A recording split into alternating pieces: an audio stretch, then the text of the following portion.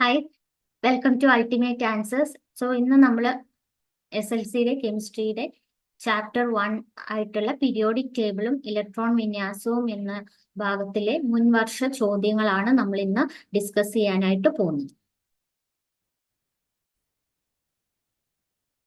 ഇത് part 2 section ആണ്. Part 1 നമ്മൾ കുറച്ച് ക്വസ്റ്റ്യൻസ് ഒക്കെ ഡിസ്കസ് ചെയ്തിട്ടുണ്ട്. അതുമായിട്ട് ബന്ധപ്പെട്ട റിലേറ്റഡ് ഫാക്ട്സ് ഒക്കെ ഞാൻ എക്സ്പ്ലെയിൻ ചെയ്തിട്ടുണ്ടായിരുന്നു. അപ്പൊ അത് കാണാത്തവര് എന്ത് ചെയ്യുക, അതൊന്ന് കാണും. അപ്പൊ നമുക്ക് ഇന്നത്തെ ക്വസ്റ്റ്യൻ ഏതൊക്കെയാണെന്ന് ഒന്ന് നോക്കാം. ഓക്കെ, സോ ഫസ്റ്റ് ക്വസ്റ്റ്യൻ ഒന്ന് നോക്കൂ. ചില മൂലകങ്ങളുടെ സബ്ഷെൽ ഇലക്ട്രോൺ വിന്യാസം തന്നിട്ടുണ്ട്. അപ്പൊ എന്താ ചെയ്യേണ്ടത്? ഇതൊന്ന് അനലൈസ് ചെയ്യണം. ഒരു 4 എലമെന്റ്സിന്റെ തന്നിട്ടുണ്ട്, ഇതിന്റെ കോൺഫിഗറേഷനും തന്നിട്ടുണ്ട്. എല്ലാം നമ്മളൊന്ന് അനലൈസ് ചെയ്തിട്ട് താഴെ കൊടുത്തിട്ടുള്ള 4 ക്വസ്റ്റ്യൻസ് ഒന്ന് ചെയ്യാണ് വേണ്ടത്. അപ്പം ഇവിടെ നോക്കുക, ഇവയിൽ -2 ഓക്സീകരണാവസ്ഥ. എന്താണ് ഓക്സീകരണാവസ്ഥ എന്ന് കഴിഞ്ഞ വീഡിയോയിൽ നമ്മൾ ഒരു ക്വസ്റ്റ്യൻ ചെയ്തപ്പോൾ എക്സ്പ്ലെയിൻ ചെയ്തിട്ടുണ്ടായിരുന്നു. എത്ര ഇലക്ട്രോൺ കൊടുത്താലാണ് അല്ലെങ്കിൽ എത്ര ഇലക്ട്രോൺ വാങ്ങുമ്പോഴാണ് മൂലകം സ്റ്റേബിൾ ആവുന്നത്, ആറ്റം സ്റ്റെബിലിറ്റി അറ്റൈൻ ചെയ്യുന്നത്. ആ ഒരു വാല്യൂ ആണ് നമ്മുടെ ഓക്സീകരണാവസ്ഥ അഥവാ ഓക്സിഡേഷൻ സ്റ്റേറ്റ് എന്ന് പറയുന്നത്. അപ്പൊ നമുക്ക് തന്നിരിക്കുന്ന 4 എലമെന്റ്സിൽ -2 ഓക്സിഡേഷൻ സ്റ്റേറ്റ് ഉള്ള ആൾ ആരാണെന്നാണ് ക്വസ്റ്റ്യൻ. അപ്പൊ ഇത് ചെയ്യുന്നതിന് മുമ്പായിട്ട് നിങ്ങൾ ഒരു കൺസെപ്റ്റ് മനസ്സിലാക്കി വെക്കുക. നമ്മുടെ എസ് ബ്ലോക്ക് മൂലകങ്ങളെല്ലാം തന്നെ മെറ്റൽസ് ആണ്. അവർക്ക് എപ്പോഴും പോസിറ്റീവ് ഓക്സിഡേഷൻ സ്റ്റേറ്റ് ആണ് ഉണ്ടാവുക, പോസിറ്റീവ് ആയിട്ടുള്ള ഓക്സിഡേഷൻ സ്റ്റേറ്റ്. ഇനി ഡി ബ്ലോക്ക് എലമെന്റിലും എല്ലാം തന്നെ എന്താണ്, ഒരുവിധം എല്ലാ മൂലകങ്ങൾക്കും എല്ലാം തന്നെ എന്ന് തന്നെ പറയാം, പോസിറ്റീവ് ഓക്സിഡേഷൻ സ്റ്റേറ്റ് ആയിരിക്കും എസിനും ഡിക്കും. ഇനി നെഗറ്റീവ് വരാൻ ചാൻസ് ഉള്ളത് ആദ്യം മാത്രമാണ്, പി ബ്ലോക്ക് മൂലകങ്ങൾക്ക് മാത്രമാണ്. അവർക്ക് പോസിറ്റീവും ഉണ്ട്, നെഗറ്റീവ് ഓക്സിഡേഷൻ സ്റ്റേറ്റ് വരുന്ന ആൾക്കാരും ഉണ്ട്. അപ്പൊ നമ്മൾ അത് വെച്ചിട്ടൊന്ന് ഈ ക്വസ്റ്റ്യൻ ചെയ്താൽ ഈസി ആയിട്ട് ചെയ്യാൻ പറ്റും. നോക്കൂ, ഫസ്റ്റ് എലമെന്റ് ഏത് ബ്ലോക്കിലാണ് ലാസ്റ്റ് ഇലക്ട്രോൺ ഫില്ല് ചെയ്തത്?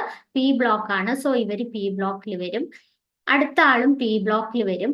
ഇയാള് ഡിയിലാണ് വരിക. സോ ഇവര് ഡിയിലാണ്. ഇയാള് എസിലാണ് വരിക. സോ ഈ 2 ആൾക്കാരെ നമ്മൾ ഈ ക്വസ്റ്റ്യൻ ചെയ്യാൻ നോക്കേണ്ട കാര്യമില്ല. ബാക്കിയുള്ള ആൾക്കാരുടെ ഇലക്ട്രോൺ വിന്യാസം, അതായത് ഷെൽ ഇലക്ട്രോൺ വിന്യാസം ഒന്ന് എഴുതി നോക്കിയാൽ നമുക്ക് ഈസി ആയിട്ട് ഓക്സിഡേഷൻ സ്റ്റേറ്റ് കണ്ടുപിടിക്കാൻ പറ്റും. അപ്പൊ ഇവർക്ക് ടോട്ടൽ 17 ഇലക്ട്രോൺ ആണ്. എണ്ണി നോക്കിയാൽ മനസ്സിലാവും 17 ഇലക്ട്രോൺ ആണ്. അവരുടെ ഷെൽ ഇലക്ട്രോൺ വിന്യാസം ഒന്ന് എഴുതി നോക്കൂ, 2 8 7 എന്നാണ്. അതേസമയം രണ്ടാമത്തെ ആളുടെ എത്ര ഇലക്ട്രോൺ ആണ്? 16 ഇലക്ട്രോൺ ആണ്, 2 8 6 എന്നാണ്. അപ്പൊ ഇവർക്ക് ഫസ്റ്റത്തെ എ എന്ന് പറയുന്ന എലമെന്റിന് സ്റ്റെബിലിറ്റി അറ്റൈൻ ചെയ്യാൻ ഒരു ഇലക്ട്രോണും കൂടെ കിട്ടണം, അല്ലെ? അപ്പൊ ആ ഒരു ഇലക്ട്രോണിനെ അത് വാങ്ങും. സോ -1 ആയിരിക്കും അവരുടെ ഓക്സിഡേഷൻ സ്റ്റേറ്റ്. എന്നാൽ ബി എലമെന്റ് എന്താണ്? 6 ആണ് അവരുടെ ഔട്ടർ മോസ്റ്റ് ഷെല്ലിലെ ഇലക്ട്രോണിന്റെ എണ്ണം. ആ ഇലക്ട്രോൺ എന്ന് പറയുന്നത് സ്റ്റേബിൾ അല്ല അവര്. അപ്പൊ 2 ഇലക്ട്രോണും കൂടെ കിട്ടിയാൽ അവര് സ്റ്റേബിൾ ആവും. സോ ഇവിടേക്ക് വാങ്ങുകയാണ് ചെയ്യുക, എത്ര? 2 ഇലക്ട്രോൺ. സോ -2 ആണ് അവിടുത്തെ ഓക്സിഡേഷൻ സ്റ്റേറ്റ്. അപ്പൊ നമ്മുടെ ഫസ്റ്റ് ക്വസ്റ്റ്യന്റെ ആൻസർ കിട്ടിയില്ലേ? എന്താണ് ആൻസർ? ബി ആണ് ആൻസർ ആയിട്ട് വരും. ഇങ്ങനെ നമുക്ക് ഈസി ആയിട്ട് ഇത് കണ്ടുപിടിക്കാനായിട്ട് പറ്റും. ഇനി അടുത്ത ക്വസ്റ്റ്യൻ നോക്കൂ, ബി ക്വസ്റ്റ്യൻ എന്താണ്? ലോഹീയ സ്വഭാവം എന്ന് വെച്ചാൽ എന്താണ്? Metallic property. ഏറ്റവും കൂടിയ മൂലകം ഏതാണ്? നമുക്കറിയാം എസ് ബ്ലോക്ക് മൂലകങ്ങളും ഡി ബ്ലോക്ക് മൂലകങ്ങളുമാണ് എന്താ മെറ്റൽസ് ആയിട്ടുള്ളത്. പി ബ്ലോക്കില് 3 ആൾക്കാരും ഉണ്ട്, മെറ്റൽസും നോൺ മെറ്റൽസും ഉണ്ട്. മെറ്റലോയിഡ്സ് എന്ന് പറയുന്ന ഒരു കാറ്റഗറിയും കൂടെ വരുന്നുണ്ട്. അപ്പം ഏറ്റവും പീരിയോഡിക് ടേബിളില് ലെഫ്റ്റിൽ നിന്ന് റൈറ്റിലേക്ക് പോകുമ്പോൾ മെറ്റാലിക് ക്യാരക്ടർ കുറയാണ് ചെയ്യുക. ദാറ്റ് മീൻസ് ഏറ്റവും ആദ്യമുള്ള 2 ഗ്രൂപ്പുകാർക്കാണ് മെറ്റാലിക് ക്യാരക്ടർ, ലോഹീയ സ്വഭാവം ഏറ്റവും കൂടുതൽ. അവരാരാണ്? എസ് ബ്ലോക്ക് മൂലകങ്ങളാണ്. പിന്നെ നടുക്ക് വരുന്ന ആൾക്കാരാണ് ഡി ബ്ലോക്ക് മൂലകങ്ങൾ. ഏറ്റവും അങ്ങേയറ്റത്ത് വരുന്നത് പി ബ്ലോക്ക് ആണ്. അവരിൽ അധികവും നോൺ മെറ്റൽസ് ആണ്. അപ്പം ഇവിടുന്ന് അങ്ങോട്ട് പോകുമ്പോൾ മെറ്റാലിക് ക്യാരക്ടർ, ലോഹ സ്വഭാവം കുറഞ്ഞു വരികയാണ് ചെയ്യുക. ദാറ്റ് മീൻസ് ഏറ്റവും ഇടത് ഭാഗത്തുള്ള ആൾക്കാർക്കായിരിക്കും ലോഹീയ സ്വഭാവം എന്താ കൂടുതൽ. സോ ഇവിടെ ആരാണ് എസ് ബ്ലോക്കിലുള്ളത്? അവർക്കായിരിക്കും ഈ ഒരു സ്വഭാവം കൂടുതൽ. ഇവരിൽ ആരാണ് എസ് ബ്ലോക്കിൽ വരുന്നത്? എസ് ലാസ്റ്റത്തെ ആളാണ്. സോ ഇതിന്റെ ആൻസർ ഡി ആണ്. ഓക്കെ, ഫസ്റ്റത്തെ answer B, then D. Okay, അയോണീകരണ ഊർജം ഏറ്റവും കൂടിയ മൂലകം ഏതാണ്? യെസ്. അപ്പൊ എന്താണ് അയോണീകരണ ഊർജം എന്ന് അറിഞ്ഞിരിക്കുന്നു അല്ലെ? അയോണൈസേഷൻ എനർജി എന്ന് നമ്മൾ ഇംഗ്ലീഷിൽ പറയും. ഈ പീരിയോഡിക് ടേബിളിന്റെ കുറച്ചും കൂടെ ഡീറ്റെയിൽ ആയിട്ടുള്ള ചാപ്റ്റർ നമുക്ക് +1 വരുന്നുണ്ട്. അവിടെ ഇതിന്റെ ട്രെൻഡും കാര്യങ്ങളും എല്ലാം കൃത്യമായിട്ട് പഠിക്കാനുണ്ട്. എന്നിരുന്നാലും എന്താണ് ഈ ക്വസ്റ്റ്യനിൽ വന്ന സ്ഥിതിക്ക് എന്താണ് ഈ അയോണീകരണ ഊർജം എന്ന് ഞാൻ ജസ്റ്റ് ഒന്ന് പറയാം.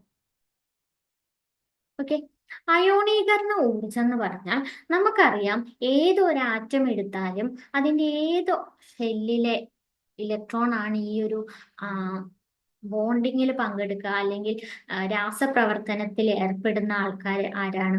ബോണ്ടിങ് ഒക്കെ നടക്കുമ്പോൾ അയോണിക ബന്ധനമുണ്ട്, സഹസംയോജക ബന്ധനമുണ്ട്, നിങ്ങൾ 9th പഠിച്ചിട്ടുണ്ടാവും.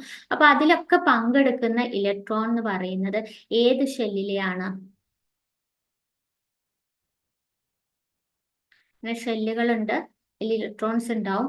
എപ്പോഴും ആലോചിക്കുക, ഏറ്റവും പുറമേയുള്ള അതായത് ഔട്ടർ മോസ്റ്റ് ഷെല്ലായിരിക്കും ആ ബോണ്ടിങ്ങിൽ അയോണിക് ബന്ധനത്തിലാണെങ്കിലും സഹസംയോജക ബന്ധനത്തിലോ ആണെങ്കിലും ഏതിലാണെങ്കിലും പങ്കെടുക്കുന്ന ഇലക്ട്രോൺ എന്ന് പറയുന്നത് ഏറ്റവും പുറമേ ഉള്ളതാണ്. കാരണം ആ ഇലക്ട്രോണുകൾ ന്യൂക്ലിയസിന്റെ ആ ഒരു ആകർഷണത്തിൽ നിന്ന് കുറച്ച് ദൂരെ ഉള്ളതാണ്. സോ അവർക്കായിരിക്കും പെട്ടെന്ന് പുറത്തു പോകാനും അല്ലെങ്കിൽ അവിടേക്കായിരിക്കും ഇലക്ട്രോൺ പുറത്തുനിന്ന് വരുന്നതും ഒക്കെ. ഓക്കെ, അപ്പൊ എന്താണ് ഈ അയോണീകരണ ഊർജം എന്ന് ചോദിച്ചാൽ, നമുക്കിപ്പോ ഒരു ബോണ്ടിങ് നടത്തണം. അപ്പൊ നമ്മൾ ഒരു ഇലക്ട്രോൺ ഇവിടുന്ന് പുറത്തേക്ക് കളയണം എന്ന് വിചാരിക്കാം. ഓക്കെ, പുറത്തേക്ക് കളയണമെങ്കിൽ ഈ ഇലക്ട്രോണും ഈ ന്യൂക്ലിയസും തമ്മിൽ ഒരു ആകർഷണ ബലം എന്തായാലും ഉണ്ടാവും, ഒരു ഫോഴ്സ് ഓഫ് അട്രാക്ഷൻ ഉണ്ട്. അപ്പൊ ഈ ഫോഴ്സ് ഓഫ് അട്രാക്ഷനെ ബ്രേക്ക് ചെയ്തിട്ട് വേണം ഇലക്ട്രോണിന് പുറത്തേക്ക് പോവാൻ. അപ്പൊ നമ്മൾ എന്ത് ചെയ്യണം? പുറമേ നിന്നൊരു എനർജി കൊടുക്കേണ്ട വരില്ലേ, ഒരു ഊർജം കൊടുക്കേണ്ട വരും. ആ ഊർജത്തെയാണ് നമ്മൾ എന്ത് പറയാ? അയോണീകരണ ഊർജം. എന്താണ് അയോണീകരണ ഊർജം? ഔട്ടർ മോസ്റ്റ് ഷെല്ലിലുള്ള പുറമേയുള്ള ബാഹ്യമത ഷെല്ലിലുള്ള ഇലക്ട്രോണിനെ ലോസ് ചെയ്യാൻ, നഷ്ടപ്പെടുത്താൻ നമ്മൾ എത്ര എനർജി കൊടുക്കണം, അതിനെയാണ് നമ്മൾ അയോണീകരണ ഊർജം എന്ന് പറയുന്നത്. അത് ഓരോന്നിനും ഓരോ തരത്തിലുള്ള ഊർജമാണ് കൊടുക്കേണ്ടത്. സപ്പോസ് നമ്മുടെ ആറ്റം വളരെ ചെറുതാണെങ്കിൽ, ഒരു ഷെല്ലൊക്കെ ഉള്ളൂ എന്നുണ്ടെങ്കിൽ ആ ഷെല്ലിലുള്ള ഇലക്ട്രോണിനെയാണ് നമ്മൾ കൊടുക്കേണ്ടതെങ്കിൽ ഈ ഇലക്ട്രോൺ ഇവര് തമ്മിലുള്ള അകലം എന്ന് പറയുന്നത് വളരെ കുറവാണല്ലേ. അപ്പൊ അത്രയും ആകർഷിച്ചിരിക്കുകയാണ്. അപ്പൊ അവര് തമ്മിലുള്ള ആകർഷണ ബലം കൂടുന്നതിനനുസരിച്ച് നമ്മൾ കൂടുതൽ എനർജി ഇവിടേക്ക് കൊടുക്കേണ്ടതായിട്ട് വരും. അപ്പൊ അയോണൈസേഷൻ എനർജി അഥവാ അയോണീകരണ ഊർജം കൂടുതലായിരിക്കും. അപ്പം ആറ്റത്തിന്റെ വലിപ്പം കൂടുന്നതിനനുസരിച്ച് അയോണീകരണ ഊർജം കുറച്ച് മതി. അഥവാ ആറ്റത്തിന്റെ സൈസ് കുറഞ്ഞു വരികയാണെങ്കിൽ അത്രയധികം എനർജി കൊടുത്താലേ ഇലക്ട്രോണിനെ ലോസ് ചെയ്യാൻ പറ്റുള്ളൂ. അപ്പൊ അവിടെ അയോണീകരണ ഊർജം കൂടുതലായിരിക്കും. അപ്പൊ ഇത്രയും മനസ്സിലാക്കി വെക്കുക. ലെഫ്റ്റിൽ നിന്ന് റൈറ്റിലേക്ക് പോകുന്നതിനനുസരിച്ച് ലെഫ്റ്റിൽ നിന്ന് റൈറ്റിലേക്ക് പോകുന്നതിനനുസരിച്ച് ആറ്റത്തിന്റെ വലിപ്പം കുറയുകയാണ് ചെയ്യുന്നത്, കുറഞ്ഞു വരികയാണ് ചെയ്യുന്നത്. എന്ന് വെച്ചാൽ സൈസ് ഇത്ര ഉണ്ടായിരുന്നു, പിന്നെ നമ്മൾ ഓരോ മൂലകം ആവുന്നതിനനുസരിച്ച് അതിന്റെ സൈസ് കുറഞ്ഞാണ് വരുന്നത്. അപ്പൊ ഞാൻ പറഞ്ഞു, സൈസ് കുറയുമ്പോൾ ഇലക്ട്രോണും ന്യൂക്ലിയസും തമ്മിലുള്ള ആകർഷണ ബലം കൂടുതലായിരിക്കും. എന്ന് വെച്ചാൽ അത്രയധികം എനർജി കൊടുക്കേണ്ടി വരും. സോ ഇവിടുന്ന് ഇങ്ങോട്ട് പോകുന്നതിനനുസരിച്ച് പീരിയോഡിക് ടേബിളിൽ നമ്മൾ S ബ്ലോക്കിൽ നിന്ന് P ബ്ലോക്കിലേക്ക് പോകുന്നതിനനുസരിച്ച് അയോണീകരണ ഊർജം എന്ത് ചെയ്യും? കൂടിയാണ് വരിക. അയോണീകരണ ഊർജം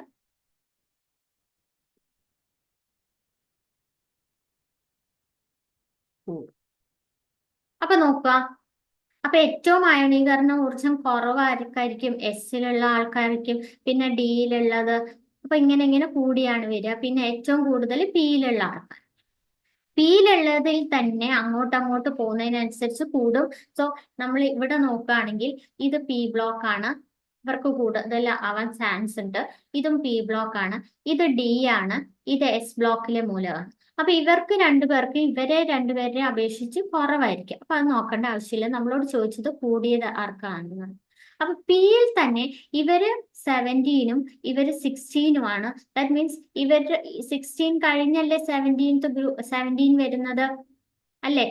അപ്പൊ 16 കഴിഞ്ഞാണ് 17 വരുന്നത്. സോ ഇവിടെ ഇവരെ വെച്ച് കമ്പയർ ചെയ്യുമ്പോൾ അങ്ങോട്ട് പോകുമ്പോൾ കൂടിയാണ് വരുന്നത് അയോണീകരണ ഊർജം. അപ്പം 17ാമത്തെ മൂലകത്തിനായിരിക്കും ഏറ്റവും കൂടുതൽ അയോണീകരണ ഊർജം ഉണ്ടായിരിക്കും. ഇത് കുറച്ച് തിയററ്റിക്കൽ ആയിട്ടുള്ള കാര്യമാണ്. ഓക്കെ, അപ്പൊ അതൊന്ന് മനസ്സിലാക്കി ഒന്നും കൂടെ ഈ ഞാൻ പറഞ്ഞ കാര്യം ഒന്നും കൂടെ റിപ്പീറ്റ് അടിച്ച് കേട്ട് നോക്കുക. എന്തെങ്കിലും ഡൗട്ട് ഉണ്ടെങ്കിൽ കമന്റ് ബോക്സിൽ ചോദിച്ചാൽ മതി. സോ ഇതിന്റെ ആൻസർ വരുന്നത് എ എന്നാണ്. ക്ലിയർ ആയോ?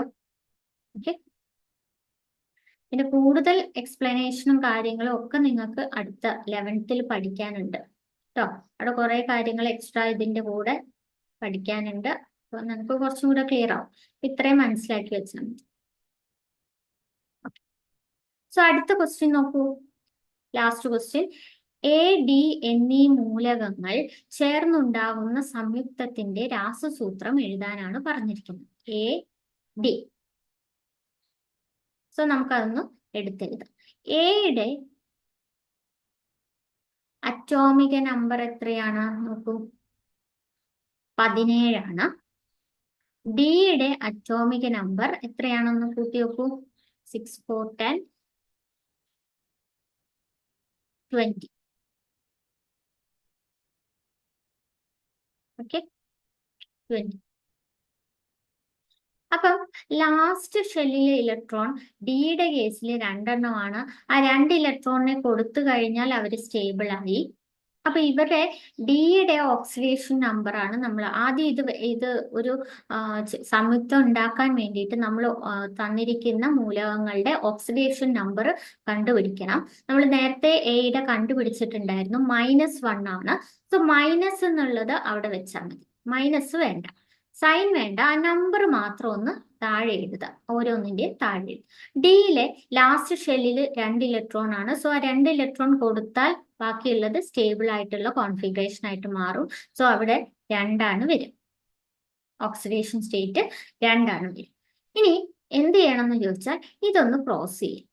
ഈ നമ്പർ ഇയാൾക്കും കൊടുക്കുക, ഈ നമ്പർ ഇയാൾക്കും കൊടുക്കുക. അപ്പൊ എന്ത് കിട്ടും?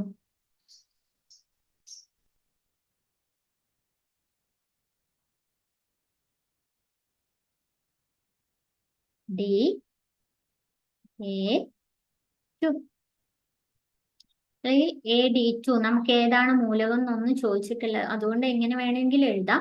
Da2 എന്ന് എഴുതുന്നതാണ് കുറച്ചും കൂടെ നല്ലത്. നമുക്ക് ആ എലമെന്റ് ഏതാണെന്ന് അറിയുന്നത് കൊണ്ടാണ് ഞാൻ പറഞ്ഞത്. ഓക്കെ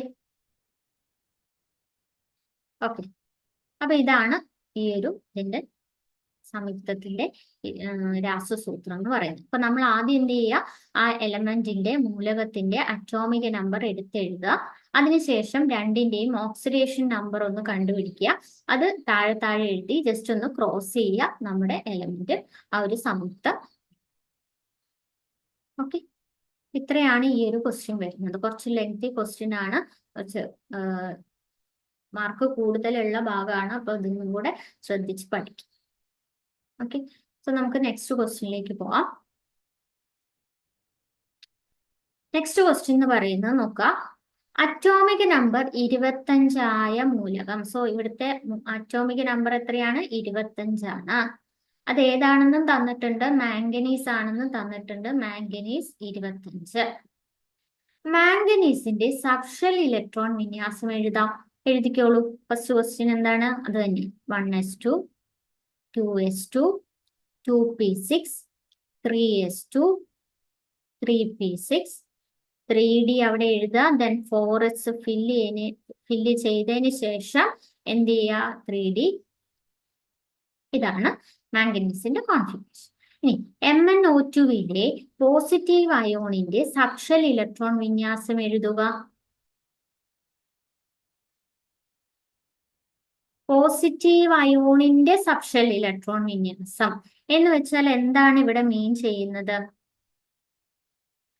ഇവിടെ ആദ്യം നമ്മൾ മാംഗനീസിന്റെ ഓക്സിഡേഷൻ നമ്പർ കണ്ടുപിടിക്കണം, എന്നാലല്ലേ എത്ര പോസിറ്റീവ് ആണെന്ന് മനസ്സിലാവുള്ളൂ. അപ്പൊ അതാണ് ആദ്യം ചെയ്യുന്നത്. ഈ ക്വസ്റ്റ്യൻ ഇമ്പോർട്ടന്റ് ആണ്, 2 മാർക്കിന്റെ ക്വസ്റ്റ്യൻ ആണ്. സോ MnO2വിൽ മാംഗനീസിന്റെ ഓക്സിഡേഷൻ സ്റ്റേറ്റ് അഥവാ ഓക്സീകരണ അവസ്ഥ ആദ്യം കണ്ടെത്തുക.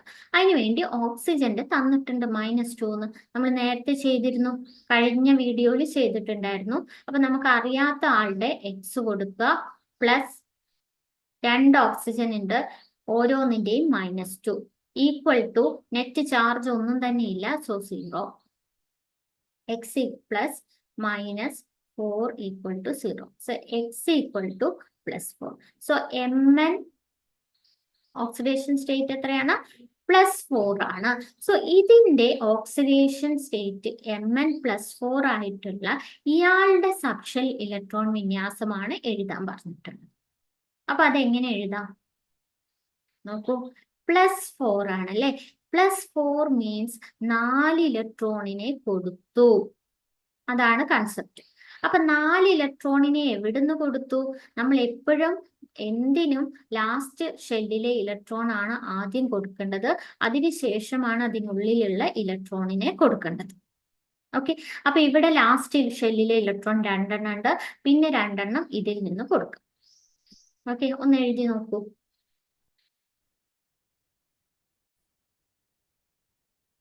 മാംഗനീസ് +4ന്റെ ഇലക്ട്രോൺ വിന്യാസമാണ് നമ്മൾ എഴുതുന്നത്. ഞാൻ പറഞ്ഞ പോലെ ലാസ്റ്റ് ഇലക്ട്രോണ് കഴിഞ്ഞതിന് ശേഷം പിന്നെ ഉണ്ടെങ്കിൽ ബാക്കി 3D എന്നാണ് പോണ്ടത്. സോ നമ്മൾ എഴുതാം 1s2, 2s2, 2p6, 3s2, 3p6. ഇനി ശ്രദ്ധിക്കുക, ലാസ്റ്റ് ഷെൽ എന്ന് പറഞ്ഞാൽ ഇയാളാണ് അല്ലെ. അപ്പൊ അതിൽ നിന്ന് വേണം ആദ്യം ഇലക്ട്രോൺ പോകാനായി. അപ്പം അതിൽ നിന്ന് 2 ഇലക്ട്രോൺ പോയി. ഓക്കെ, ബാക്കി എത്ര ഇലക്ട്രോൺ ഉണ്ട്? 2 ഇലക്ട്രോണും കൂടെ, മൊത്തം 4 എണ്ണം പോകണം, 2 ഇലക്ട്രോണും കൂടെ പോകണം. അപ്പൊ 5ൽ നിന്ന് 2 കുറച്ച് ബാക്കി 3. അപ്പൊ എങ്ങനെ വരും കോൺഫിഗറേഷൻ? 4 0 എന്ന് എഴുതേണ്ട ആവശ്യമില്ല, ബാക്കി ഇങ്ങനെയാണ് കോൺഫിഗറേഷൻ, ഇങ്ങനെയാണ് ചെയ്യേണ്ടത്. അപ്പൊ എപ്പോഴും ശ്രദ്ധിക്കുക, ഡിയിൽ നിന്നിലേക്കാണ് നമ്മൾ അവസാനം ഫില്ല് ചെയ്യുന്നത്. എന്നിരുന്നാലും ഇങ്ങനെ ഇലക്ട്രോൺസ് വിട്ടു പോകുന്ന സമയത്ത് ലാസ്റ്റ് ഷെല്ലിൽ നിന്ന് പോയിട്ട് വേണം ഡിയിലേയും കൂടെ എടുക്കാനായിട്ട്. ഓക്കെ, അത് ശ്രദ്ധിക്കണം, എപ്പോഴും തെറ്റ് വരുത്തുന്ന ഒരു കേസാണത്. ഓക്കെ, നെക്സ്റ്റ് ക്വസ്റ്റ്യൻ എന്താണ്? ഡി ബ്ലോക്ക് മൂലകങ്ങൾ വ്യത്യസ്ത ഓക്സീകരണ അവസ്ഥ കാണിക്കാനുള്ള കാരണം എന്താണ്?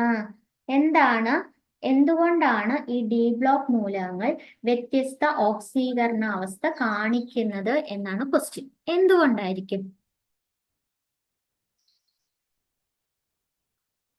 എന്തുകൊണ്ടാണെന്ന് ചോദിച്ചാൽ നമുക്കിവിടെ കാണാം, ഈ മാംഗനീസിന്റെ ലാസ്റ്റ് 2 സബ്ഷെല്ലുകൾ ഏതാ? ഏറ്റവും പുറമെയുള്ള ഷെല്ലിലെ എസും തൊട്ട് പുറകിലുള്ള ഷെല്ലിലെ ഡി ഓർ സബ്ഷെല്ലുകളും ആണ് ഉള്ളത് അല്ലെ. അപ്പൊ ഈ ഡിയും എസും തമ്മിലുള്ള ഊർജം എന്ന് പറയുന്ന, അവര് തമ്മിലുള്ള ഈ ഊർജ വ്യത്യാസം എന്ന് പറയുന്നത് അത്രയധികം ഒന്നുമില്ല. എന്ന് വെച്ചാൽ ഇവരുടെ ഊർജം ഏകദേശം തുല്യമായതുകൊണ്ട് ഇവര് ഓരോ അനുകൂല സാഹചര്യങ്ങൾ വരുമ്പോൾ എന്ത് ചെയ്യും? രാസപ്രവർത്തനം ഒക്കെ നടക്കുന്ന സമയത്ത് എസിൽ നിന്നും ഡിയിൽ നിന്നും ഉള്ള ഇലക്ട്രോണുകൾ ഈ രാസപ്രവർത്തനത്തിൽ ഏർപ്പെടും. അതുകൊണ്ടാണ് ഈ എസിൽ നിന്ന് പോയാൽ കഴിഞ്ഞാലും പിന്നെയും നമ്മൾ 2 ഇലക്ട്രോൺ ഡിയിൽ നിന്നും കൂടെ എടുത്ത് +4 എന്ന് പറയുന്ന ഓക്സീകരണാവസ്ഥ അതിന് വരുന്നു. മാംഗനീസിന് ഏകദേശം +7 വരെയുള്ള ഓക്സിഡേഷൻ സ്റ്റേറ്റ് അവർ കാണിക്കാറുണ്ട്. എന്ന് വെച്ചാൽ ഈ ഡിയിലെ 5ഉം ഈ എസിലെ 2ഉം മൊത്തം 7ഉം പോയിട്ടുള്ള ഓക്സീകരണ അവസ്ഥ വരെ മാംഗനീസ് കാണിക്കാറുണ്ട്. ഡി ബ്ലോക്കിലുള്ള മൂലകങ്ങളിൽ ഏറ്റവും കൂടുതൽ ഇയാൾക്ക് തന്നെയാണ്, മാംഗനീസിനാണ് ഏറ്റവും കൂടുതൽ ഓക്സീകരണ അവസ്ഥ ഉള്ളത്. അപ്പൊ അതുകൊണ്ടാണ് ഈ ലാസ്റ്റിലെ എസിനും ഡിയിലെയും ഊർജം ഏകദേശം തുല്യമായതുകൊണ്ട് എന്ത് സംഭവിക്കും? രാസപ്രവർത്തനങ്ങളിലൊക്കെ ഏർപ്പെടുന്ന സമയത്ത് ആവശ്യമെങ്കിൽ എസിലെ കഴിഞ്ഞാൽ ഡിയിലെയും കൂടെ അവരെന്ത് ചെയ്യും? ഉപയോഗിക്കും. ഞാൻ നേരത്തെ പറഞ്ഞു ലാസ്റ്റ് ഷെല്ലിലെ ഇലക്ട്രോണുകളാണ് രാസപ്രവർത്തനത്തിൽ ഏർപ്പെടുക എന്ന് പറഞ്ഞു. പക്ഷെ ഈ ഡി ബ്ലോക്ക് മൂലകങ്ങളുടെ കേസിൽ ഈ എസും ഡിയും എനർജി ഏകദേശം സെയിം ആയതുകൊണ്ട് ഈ രണ്ടാൾക്കാരും എന്ത് ചെയ്യും, എസ് കൂടാതെ ഡിയിലെ ഇലക്ട്രോണും കൂടെ രാസപ്രവർത്തനത്തിൽ ഏർപ്പെടും. കാരണം പറയാൻ എന്താണ്, ഇവർ തമ്മിലുള്ള ഊർജ വ്യത്യാസം എന്ന് പറയുന്നത് വളരെ ചെറുതാണ്. എന്ന് വെച്ചാൽ ഇവർ തമ്മിലുള്ള ഇവരുടെ രണ്ടുപേരുടെ ഊർജം ഏകദേശം തുല്യമാണ്. അതാണ് എക്സാക്ട് ആൻസർ ആയിട്ട് കൊടുക്കുന്നത്. ഓക്കെ, ക്ലിയർ ആയി എന്ന് വിചാരിക്കും. നമുക്ക് അടുത്ത ക്വസ്റ്റ്യൻ നോക്കാം. അടുത്ത ക്വസ്റ്റ്യൻ ഈസിയാണ്. എൽ ഷെല്ലിൽ കാണപ്പെടുന്ന സബ്ഷെല്ലുകളുടെ എണ്ണം എത്രയാണ്? അപ്പൊ നമുക്കറിയാം നമ്മുടെ ഷെല്ലുകൾ ഏതൊക്കെയാണ്? കെ, എൽ, എം, എൻ അല്ലെ? ഇത്രയാണ് ഏകദേശം നിങ്ങൾക്ക് പഠിക്കാനുള്ളത്. കെ ഷെല്ലില് ഫസ്റ്റ് ഷെല്ലാണ് കെ ഷെൽ, ഇത് സെക്കൻഡ് ആണ്, ഇത് തേർഡ് ആണ്, ഇത് ഫോർത്ത് ആണ്. അപ്പൊ ഷെൽ നമ്പർ നോക്കിയാൽ നമുക്ക് ആ നമ്പർ ആണ് നമ്മുടെ സബ്ഷെല്ലുകളുടെ എണ്ണവും ആ നമ്പറും സെയിം ആണ്. കെ ഫസ്റ്റ് ഷെല്ലാണ്, 1 ആണല്ലേ? അപ്പൊ അവിടെ ഒരു സബ്ഷെല്ലേ ഉള്ളൂ, അതാണ് എസ്. എല്ല് രണ്ടാമത്തെ ഷെല്ലാണ്, സോ 2 എന്നാണ് നമ്പർ. സോ അവിടെ എസും പിയും എന്ന് പറയുന്ന 2 സബ്ഷെല്ലുകൾ. അങ്ങനെ ഓർത്ത് വെക്കാം. മൂന്നാമത്തെ ഷെല്ല് എം ആണ്, 3 സബ്ഷെൽ ഉണ്ടാവും, എസ്, പി, ഡി. 4 എത്ര എണ്ണം? 4 subshell, S, P, D, F.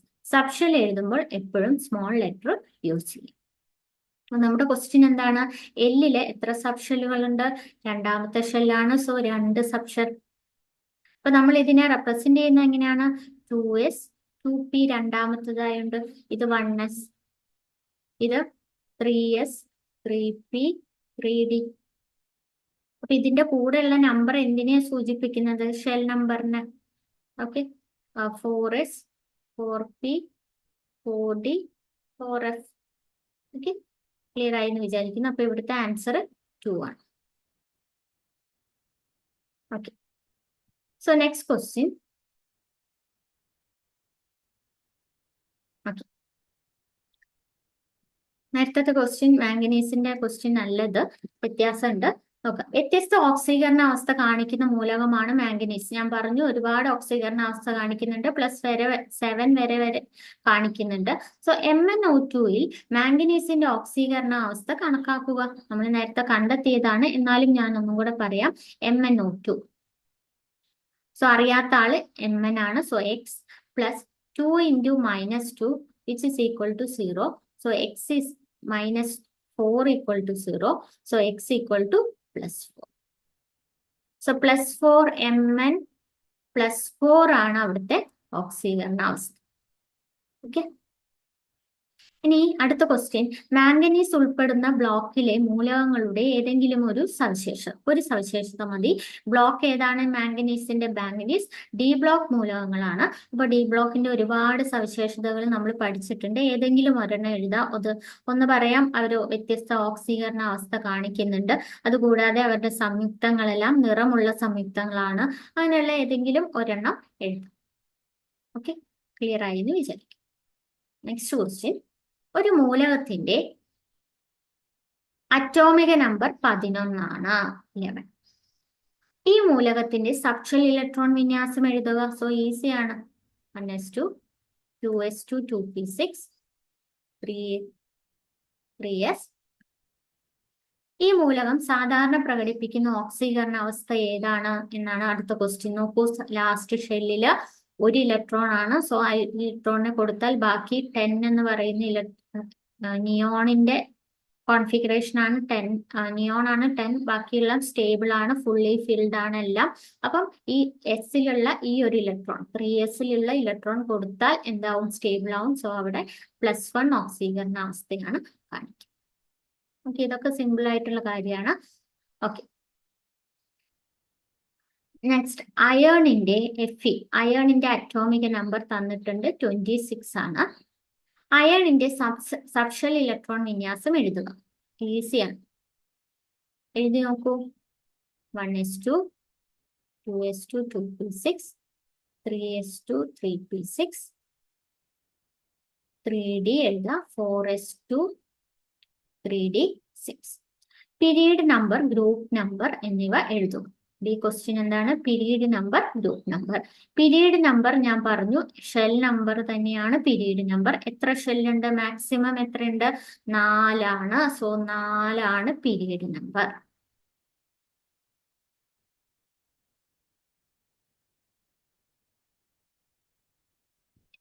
Group number എത്രയാണ്? ഗ്രൂപ്പ് ഏത് ഗ്രൂപ്പിലാണ്? ഇങ്ങനെ കണ്ടുമായിരിക്കും. ഇത് ഡി ബ്ലോക്ക് മൂലകമാണ്. സോ ഡിയിലെയും എസിലെയും ഇലക്ട്രോണിന്റെ എണ്ണം ടോട്ടൽ ചെയ്താൽ മതി. സോ ഇവിടെ ഡിയിൽ 6, എസിൽ 2. So 6 + 2 that is equal to 8. So 8th ഗ്രൂപ്പിലുള്ള ആളാണ് I. അത്രേ ഉള്ളൂ. ഈസിയാണ്. ഓക്കെ, ഈസിയാണ്. അതാണ് ഞാൻ വേഗം പറഞ്ഞു പോകുന്നത്. ഇനി അടുത്തത് ഇമ്പോർട്ടന്റ് ആയിട്ടുള്ള ഒരു ക്വസ്റ്റ്യൻ ആണ്. ക്രോമിയത്തിന്റെ അറ്റോമിക് നമ്പർ തന്നിട്ടുണ്ട് 24. ഫസ്റ്റ് ക്വസ്റ്റ്യൻ, ക്രോമിയത്തിന്റെ സബ്ഷൽ ഇലക്ട്രോൺ വിന്യാസം എഴുതാം 1s2. ഞാൻ പറഞ്ഞിട്ടുണ്ട് ക്രോമിയം കോപ്പർ ഡിഫറൻസ് ഉണ്ട്, അത് സെപ്പറേറ്റ് പഠിക്കണം. അപ്പൊ ശ്രദ്ധിച്ചെഴുതാം. 3s2 3p6. ഇവിടെ വരെ ഈസിയാണ്. ഇനി ശ്രദ്ധിക്കണം, 3d എഴുതുക 4s ഫില്ല് ചെയ്തതിന് ശേഷം. അപ്പൊ ക്രോമിയം നമ്മുടെ സെപ്പറേറ്റ് കേസാണ്. സോ D5 വരണം. So 4s1. ഇതാണ് എക്സാക്ട്. ഇനി ഈ ഒരു വ്യത്യാസം കാണിക്കാനുള്ള കാരണം നമ്മൾ നേരത്തെ ഒരു ക്വസ്റ്റ്യൻ കഴിഞ്ഞ വീഡിയോയിൽ ചെയ്തപ്പോൾ പറഞ്ഞിരുന്നു.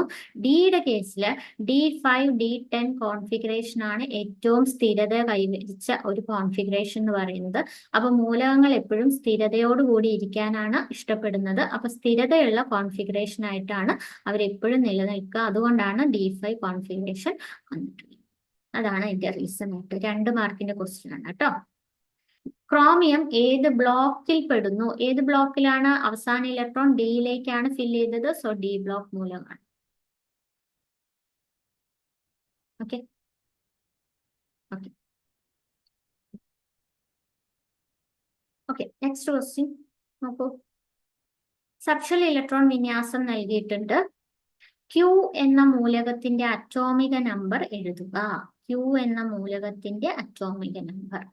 ഈസിയാണ് ഇത് ചെയ്യാൻ. നമുക്ക് ബുദ്ധിമുട്ടായിട്ട് തോന്നും കാണുമ്പോൾ, പക്ഷെ ഈസിയാണ്. ക്യൂ നോക്കൂ.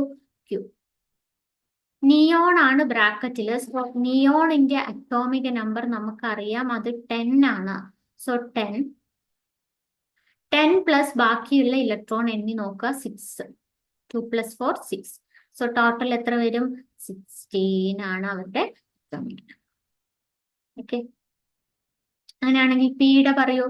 ഹീലിയം 2 ആണ് അറ്റോമിക് നമ്പർ. ബാക്കി എത്രയാണ് ഇലക്ട്രോൺ? 7. സോ 7 + 2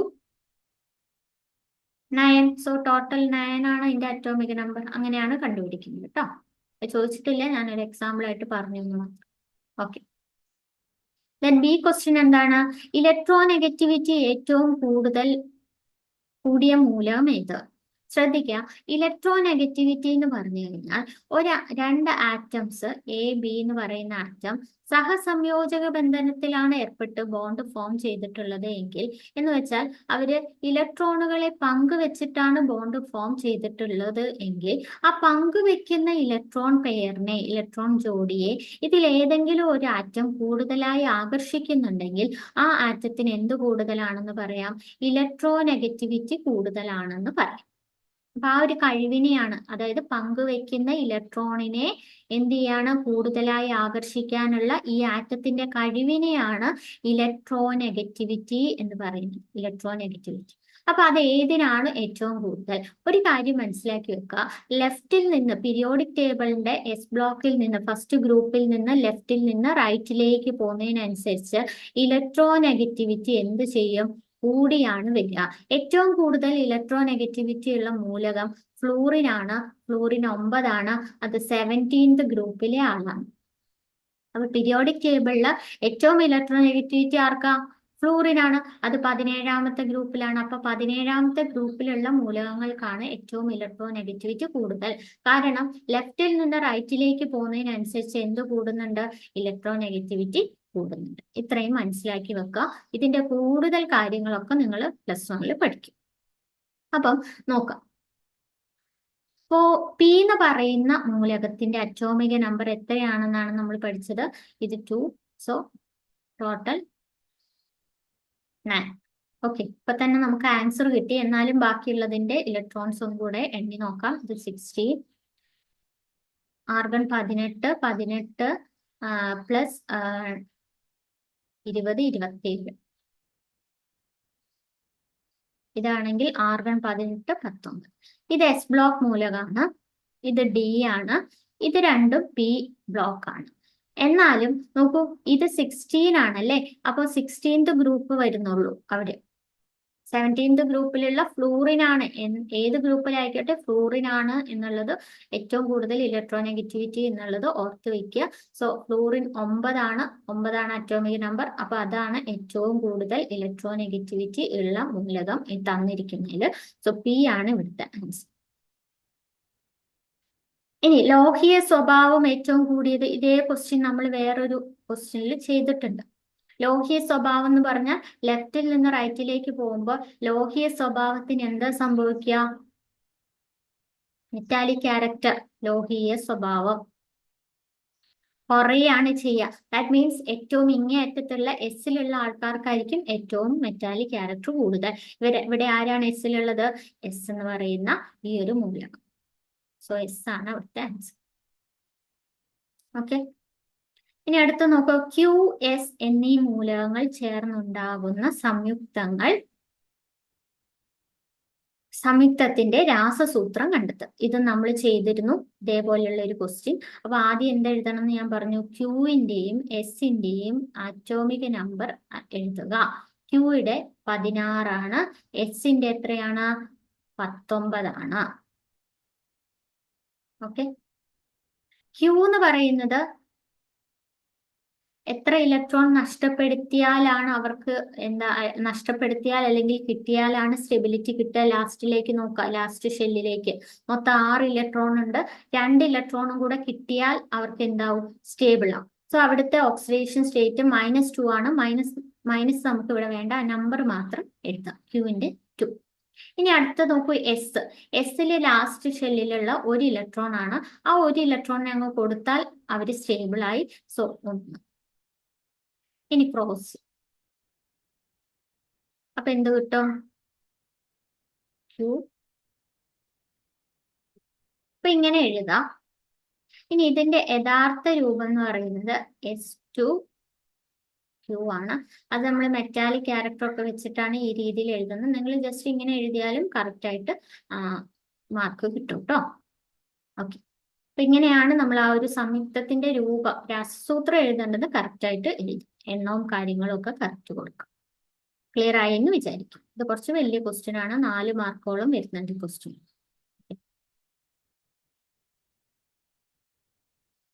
ഇനി അടുത്ത ക്വസ്റ്റ്യൻ നോക്കൂ.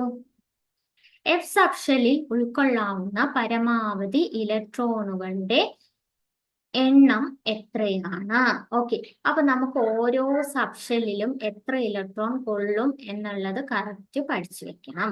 നമുക്ക് 4 സബ്ഷെൽ ഉണ്ട്. എസ്, പി, ഡി, എഫ് എന്ന് പറയുന്ന 4 സബ്ഷെൽ ഉണ്ട്. എസ്സില് മാക്സിമം 2 കൊള്ളും, പിയിൽ 6 എണ്ണം, ഡിയില് 10 എണ്ണം, എഫില് 14 എണ്ണം. മനസ്സിലായോ? ഇനി അപ്പൊ ചോദ്യം എന്താണ്? എഫിൽ എത്ര മാക്സിമം കൊള്ളും? ആൻസർ ഇവിടെ തന്നെ ഉണ്ട്. അപ്പൊ ഈ ഒരു കാര്യം പഠിച്ചു വെക്കും കേട്ടോ.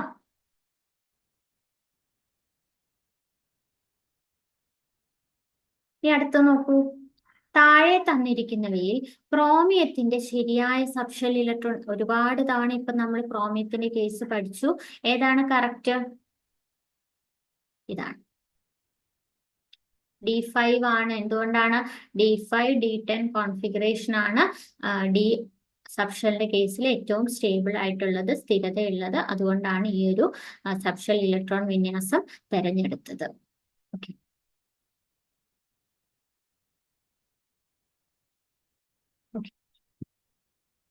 ഒരു മൂലകത്തിന്റെ ബാഹ്യമത ഷെല്ലിലെ ഇലക്ട്രോൺ വിന്യാസം തന്നിട്ടുണ്ട്. ഇതിന്റെ പൂർണ്ണ രൂപം എഴുതാനാണ് ഫസ്റ്റ് ക്വസ്റ്റ്യൻ. ഇങ്ങനെയാണ് പൂർണ്ണ ഇലക്ട്രോൺ വിന്യാസം.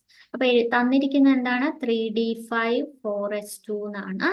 അപ്പൊ ഞാൻ പറഞ്ഞിരുന്നു, കഴിഞ്ഞ വീഡിയോയിൽ പറഞ്ഞിരുന്നു, ഇതെങ്ങനെ തന്നിട്ടുണ്ടെങ്കിൽ അത് എഴുതുക. അതിന് തൊട്ട് ബാക്കിലുള്ള സബ്ഷെല്ലുകളെല്ലാം ഒന്ന് എഴുതുക. 1s 2s 2p 3s 3p പിന്നെ 3d ആണ് 4s ആണ് വരുന്നത്.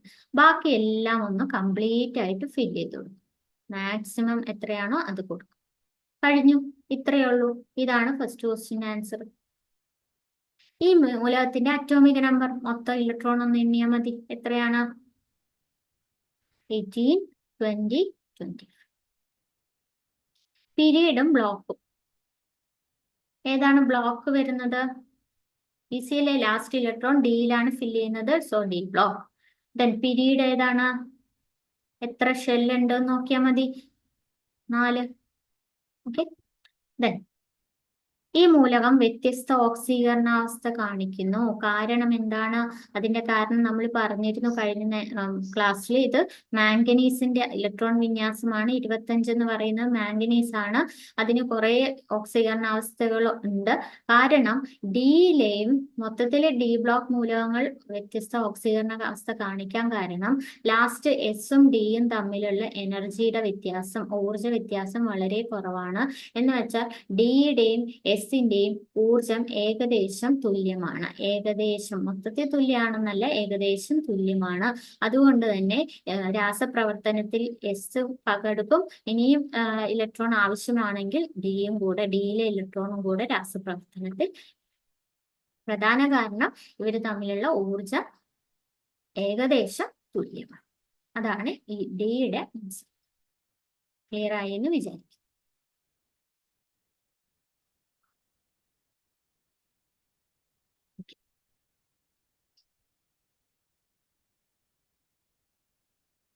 ഇനി കുറച്ച് ഇമ്പോർട്ടന്റ് ആയിട്ടുള്ള ഒരു ക്വസ്റ്റ്യൻ ആണ്. ഓക്കെ, നോക്കാം.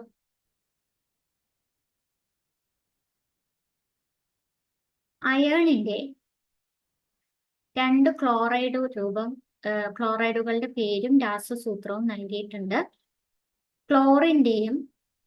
ക്ലോറിന്റെ ഓക്സീകരണാവസ്ഥ തന്നിട്ടുണ്ട്. അതേപോലെ അയേണിന്റെ അറ്റോമിക നമ്പറും തന്നിട്ടുണ്ട്. ഫസ്റ്റ് ക്വസ്റ്റ്യൻ, അയേൺ +2 ഓക്സീകരണാവസ്ഥ കാണിക്കുന്ന സംയുക്തം ഇതിലേതാണ്? അപ്പൊ നമുക്ക് രണ്ടിന്റെയും ഒന്ന് കണ്ടെത്തി നോക്കാം. FeCl2.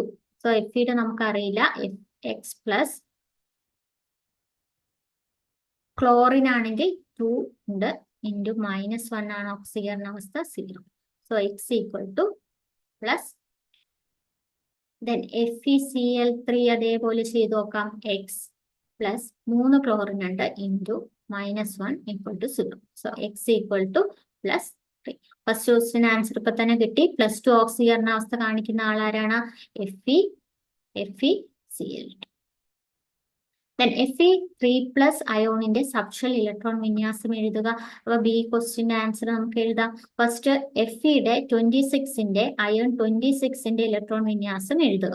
1s2 2s2 2p6 3s2 3p6 3d 4s2 3d6.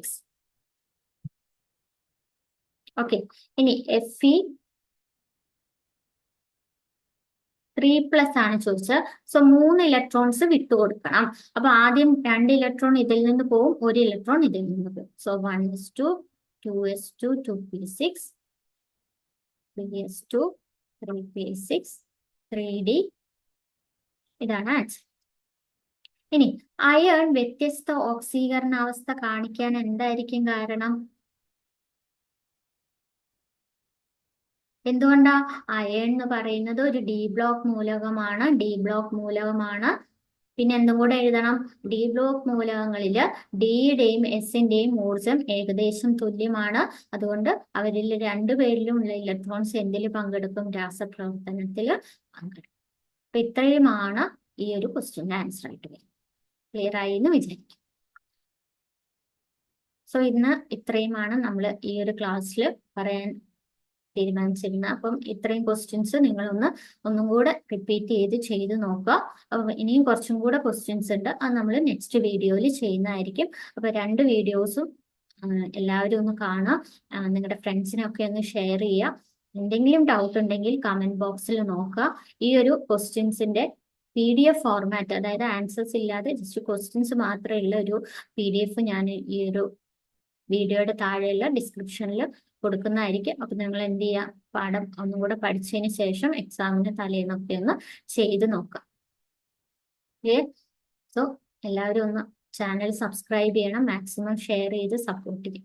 Okay, so ബാക്കി നമുക്ക് അടുത്ത ക്ലാസ്സിൽ ചെയ്യാം. Thank you.